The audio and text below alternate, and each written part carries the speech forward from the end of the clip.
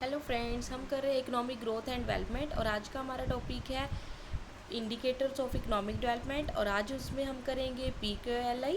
तो आपको economic development करा इंडिकेटर होने से पहले आपको पता होना चाहिए कि इकोनॉमिक डेवलपमेंट क्या होता है। इकोनॉमिक डेवलपमेंट वो होता है जब increasing living standard of people होता है, इंक्रीज़ इन परचेजिंग पावर होता है, इंक्रीज़ इन लिटरेसी रेट। जो भी हमारे इकोनॉमिक डेवलपमेंट के कंपोनेंट्स है, अगर उनमें इंक्रीमेंट होता है तो हमारी इकोनॉमिक डेवलपमेंट होता है। जैसे कि हमने फर्स्ट वीडियो जो हमने economic growth and development start की थी, उसमें हमने कंसेप्ट, उनमें डिफरेंस और उनमें जो क्या उसके कंपोनेंट्स थे उसको हमने पढ़ा था इकोनॉमिक ग्रोथ और इकोनॉमिक डेवलपमेंट को लेके। यहाँ पे जब भी आपने इकोनॉमिक डेवलपमेंट के इंडिकेटर्स करने हैं तो आपको यहाँ पे जो उसके कंपोनेंट्स है उसको ध्यान में रख के चलना है। इकोनॉमिक ग्रोथ में जैसे कि लिविंग स्टैंडर्ड, अब देखिए जैसे कि आप इंडिकेटर ऑफ इकोनॉमिक डेवलपमेंट बहुत होते हैं, जैसे कि GNI, नेशनल इनकम, पर capita income, per capita consumption और भी अदर मेथड्स काफ़ी होते हैं जो हमारी इंडिकेटर ऑफ इकोनॉमिक डेवलपमेंट को होते हैं। लेकिन जो उसकी कुछ कमियां थी, जैसे कि नेशनल इनकम आप देखोगे, per capita income are the not real indicator of the economic development, क्योंकि उसमें बहुत सारी लिमिटेशन थी। आप देखोगे कि जो कंसंट्रेशन है इकोनॉमिक पावर जो है वो फ्यू पीपल में है, इसलिए हम कह नहीं सकते कि जो नेशनल इनकम इंक्रीज़ होने से हमारी इकोनॉमिक डेवलपमेंट हो रही है। जैसे कि आप देखोगे टाटा, बिरला, रिलायंस, काफ़ी इंडस्ट्रीज़ है जो उनके पास इकोनॉमिक पावर है और रिचर बिकम रिच हो रहे हैं और पुअर बिकम पुअर्स हो रहे हैं।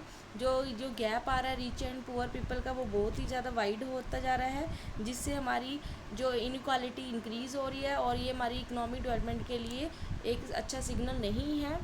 इसके without the justice, without the equal level of income जो है वो नहीं होगा, तब तक हम इकोनॉमिक डेवलपमेंट नहीं कह सकते हैं। ठीक है, तो economic development of a country should भी क्या होना चाहिए, उसमें बेटर लिविंग ऑफ स्टैंडर्ड होना चाहिए।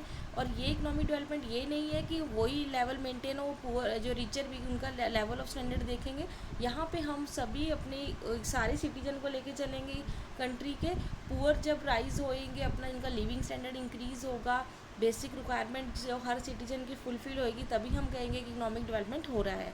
और इसी को लेके जो डी मॉरिस है, मैरिस ने, उन्होंने एक प्रेजेंट किया अपना physical quality of life index, जिसी को हम शॉर्ट में क्या कहते हैं, PQLI। और इसका मतलब क्या है, better of physical quality of life of human being. इसीलिए इन्होंने कंसिडर किया है अपनी इकोनॉमिक डेवलपमेंट को। उनके अकॉर्डिंग जितना हमारा इकोनॉमिक जो डेवलपमेंट है वो किस पे डिटर्मिन करती है, हमारी फिजिकल क्वालिटी ऑफ लाइफ पे।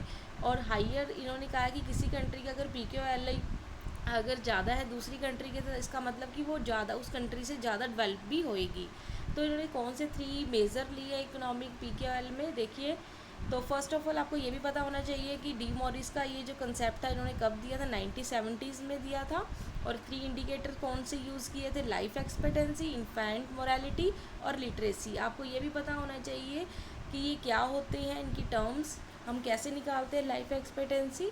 तो आपको एग्ज़ामों पॉइंट ऑफ व्यू से भी ये बहुत इंपॉर्टेंट है। 3 इंडिकेटर पूछ भी लेते हैं और आपको ऑप्शन दे देते हैं कि जो PQL में कौन कौन से इंडिसेस जो यूज़ किए गए थे, और आपको उस पर राइट क्लिक करना है। तो रेटेड भी आपको ध्यान में रखनी है कि इसमें जो लिया है, इस जो PQL की रेटेड होती है 1 to 100 के बीच ली जाती है। 1 का मतलब हो गया वर्स्ट परफॉर्मेंस और 100 का मतलब हो गया बेस्ट।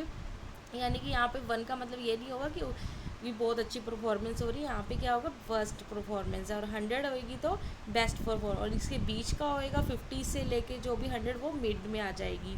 ठीक है, अब लाइफ एक्सपेक्टेंसी क्या होती है कि किसी की कितनी लाइफ जो है वो कितनी अपनी बर्न लाइफ कितनी हो सकती है, उसकी एक्सपेक्टेशन लेके चलते हैं हम।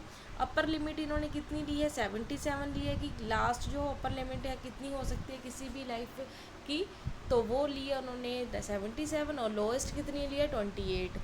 और आपको पता ही है जो इंडिया की लाइफ एक्सपेक्टेंसी रेट कितनी है, 69। तो इन्होंने अबव 69 ली है, तो इट मीन्स कि हमारी जो PQL में अभी इम्प्रूवमेंट होनी बाकी है। उसके बाद है इन्फेंट मोरालिटी रेट कैसे निकालते हैं, अपर और लोअर। देखो अपर इन्फेंट मोरालिटी रेट क्या होता है कि पर 1000 बच्चों में कितने बच्चे बोर्न हुए हैं और कितने बच्चे नहीं बोर्न हुए हैं। नॉट बोर्न और बोर्न हम निकाल सकते हैं। तो मोरालिटी जहाँ पे आ जाए तो वो क्या हो जाएगा आपका, नॉट बोर्न। तो अगर बोर्न निकाल लिए तो 1 में से माइनस कर देंगे तो हमारे पास क्या आंसर आ जाएगा, हमारा मोरालिटी रेट। तो इसकी जो लिमिट ली है कि 9, मतलब कि अपर लिमिट 9 है कि ज़्यादा से ज़्यादा बच्चे 9 हो सकते हैं डाई, और लोअर उसने लिए 2 to 9। ठीक है, और पर 1000 में हम इसको निकाल लेते हैं कि कितने बच्चे यहाँ पे बोर्न हुए या नहीं, उसको हम निकाल सकते हैं इन्फेंट मोरालिटी रेट। अब लिटरेसी रेट कैसे निकलता है? लिटरेसी रेट इन्होंने जो लिया है वो लिया है परसेंटेज में लिया है, 1 to 100, 1 जितनी अच्छी परसेंटेज होगी लिटरेसी रेट उतना ही अच्छा होगा। अब देखिए इसको कैलकुलेट कैसे करते हैं, इसका एवरेज मेथड से कैलकुलेट किया जाता है, जैसे कि आपने 10th 9th में भी किया हुआ है। ये देखिए इसके 3-4 स्टेप होते हैं कैलकुलेट करने के लिए। फर्स्ट तो हम कर लेंगे परसेंटेज ऑफ पॉपुलेशन, है कि लिटरेसी रेट, हमने आपको पता ही है लिटरेसी रेट इन्होंने किस में लिया, परसेंटेज में। तो हम परसेंटेज जितने भी लिटरेट पर पर्सन है कंट्री में वो निकाल लेंगे आउट ऑफ टोटल पॉपुलेशन। उसके बाद हम इन्फेंट मोरालिटी रेट निकाल लेंगे आउट ऑफ 1000। उसके बाद हम नेक्स्ट निकाल देंगे फाइंड द लाइफ एक्सपेक्टेंसी जितनी भी होएगी। उसके बाद जो अब एग्ज़ाम पॉइंट ऑफ में आपसे इसको कैलकुलेट करना नहीं पूछा जाएगा, जस्ट इसका फॉर्मूला जो हमने इसका 4th स्टेप है वो देखेंगे।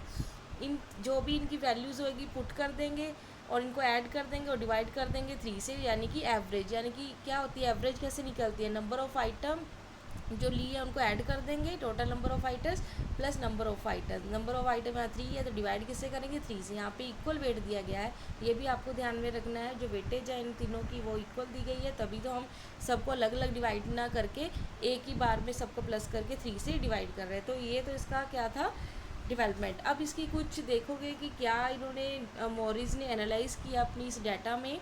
उन्होंने एनालाइज़ किया है कि जो अपने डाटा में कि जो लो पर कैपिटा होती है, जिनकी जितनी जीएनपी लो होती है उतना ही पीक्यूएलए कितना होता है, लो होता है। और जितनी ज़्यादा पर कैपिटा इनकम यानी कि जीएनपी हाई होगी और पीक्यूएल, इनका कोरिलेशन है जो इन्होंने रिवील अपनी स्टडी में किया, एनालाइज़ किया था। लेकिन ऐसा सभी के कंट्रीज़ में सबके लिए नहीं हो सकता।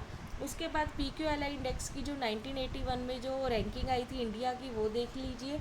इंडिया की 253 पर कैपिटा जीएनपी आई थी और 42 क्या आई थी, हमारी पीक्यूएल रैंकिंग आई थी। लेकिन आजकल जो करंट पे ज़्यादा पूछा जाता है, करंट रेट इसका क्या है वो मैं आपको बता देती हूँ। तो फर्स्ट जो पीक्यूएल का करंट वैल्यू है यानी कि 2020 1920 की लेके चल रहे हैं, ठीक है। तो इसकी जो वैल्यू आई है इंडिया की कि वो कितनी है, ठीक है। उससे पहले हम ये ध्यान में रखेंगे कि टॉप किस कंट्री, हमने क्या ध्यान में रखना है, टॉप किस कंट्री ने किया है और लास्ट कौन सी कंट्री और इंडिया की क्या रैंकिंग है। तो सबसे ज़्यादा जो टॉप किया है वो डेनमार्क ने किया है, ठीक है। कंट्री का नाम याद रखना जिसने टॉप किया वो है डेनमार्क, और कितनी उसकी रैंकिंग है 192.67, ठीक है। और इंडिया की अब देख लेते हैं, तो इंडिया की कितनी आएगी, इंडिया की इसमें है 108.63, ठीक है। और उसी तरह हम लास्ट भी देखेंगे क्योंकि आजकल एग्ज़ाम में लास्ट का भी पूछ लेते हैं। तो लास्ट जो रैंकिंग जो कंट्री आई है रैंकिंग में वो आई है नाइजीरिया, और उसकी क्या है वैल्यू, उसकी है 55.65। तो फर्स्ट याद रखनी है, इंडिया की रैंकिंग याद रखनी है और लास्ट जो कंट्री है वो याद रखनी है।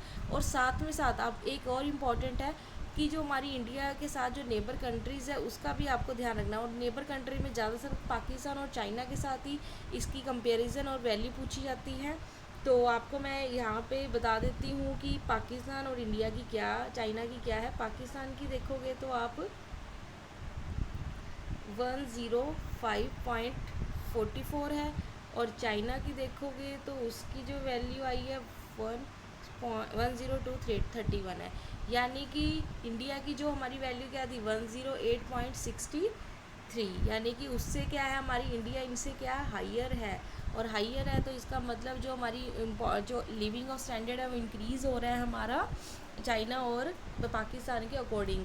लेकिन आप जब हम HDI करेंगे तो उसमें थोड़ी इनकी जो कंपैरिजन है उसमें थोड़ा चेंजेस आ जाएगा क्योंकि उसमें इंडिसेस भी अलग ली जाएगी। तो ये नहीं है कि आप सभी इंडिकेटर्स के लिए इसको सभी के लिए एनालाइज कर लो कि हमेशा ही इंडिया पाकिस्तान चाइना से होगा। तो जब HDI करेंगे मैं आपको जब करवाऊंगी तो उसमें देखोगे कि पाकिस्तान से तो उसकी जो HDI जो रैंकिंग होती है वो हायर होती है लेकिन चाइना से कम होती है, और उसके कुछ रीज़न भी होते हैं वो डिस्कस करेंगे। तो ये थी आपको जो पॉइंट जो इसकी रैंकिंग जो करंट जो इसकी एनालाइज स्टडी की है हमने, जो इसकी रैंकिंग थी वो मैंने आपको बता दी। अब इसकी कुछ मेरिट और डीमेरिट्स डिस्कस कर लेते हैं। मेरिट तो इसकी यही है फर्स्ट कि यूज़फुल, ये जो वेलफेयर ऑफ़ द पीपल को जो क्वालिटी ऑफ इंडेक्स है उसके लिए बहुत ही हाईली यूज़फुल है, क्योंकि इसमें आप देखोगे जो लिटरेसी रेट भी लिया गया है और क्वालिटी ऑफ एक्सपेक्टेंसी सब कुछ लिया गया है, जो कि तीन जो हाईली यूज़फुल कह सकते हैं डेवलपमेंट प्रोग्रेस के लिए। और इसकी कुछ डीमेरिट देख लेते हैं। डीमेरिट यही है कि इसकी सोशल और फिज़िकल फैक्टर जो इग्नोर किए, जैसे security, justice, human other factors जो है उन्होंने थोड़े अपने इकोनॉमिक डेवलपमेंट के जो होते हैं वो इन्होंने इग्नोर किए हैं। और रॉन्ग यूज़ ऑफ इक्वल, सबसे मेन डीमेरिट इसकी जो है wrong use of equal weightage of indicate, जो एग्ज़ामों पॉइंट ऑफ व्यू से भी काफ़ी बार पूछा जाता है कि किसमें सबसे मेन जो डीमेरिट है वो कौन सी है। तो आपको ये ऑप्शन भी दे देंगे और आपको वहीं पे क्लिक करना है जहाँ पे लिखा होगा wrong use of equal weightage of indicator. ऐसे पूछ सकते हैं कि कौन कौन से इंडिकेटर में इक्वल वेटेज दी गई है, तो आपको ध्यान रखना है PQLB में इक्वल वेटेज दी गई थी जब हम फॉर्मूला कैलकुलेट कर रहे थे। ठीक है, तो नेक्स्ट वीडियो में हम एच डी आई के बारे में पढ़ेंगे और उसकी रैंकिंग करंट और उसकी जो कंपैरिजन करके चलेंगे। और ये थी आज की वीडियो हमारी इंडिकेटर ऑफ इकोनॉमिक डेवलपमेंट, जिसमें हमने आज पढ़ा है PQLI। आई होप कि आपको वीडियो अच्छी लगे तो प्लीज़ लाइक एंड शेयर कीजिए, सब्सक्राइब कर लीजिए मेरे चैनल को और बेल आइकन पे क्लिक कर लीजिए ताकि आने वाली वीडियोज़ की नोटिफिकेशन आपको मिल सके। Thank you.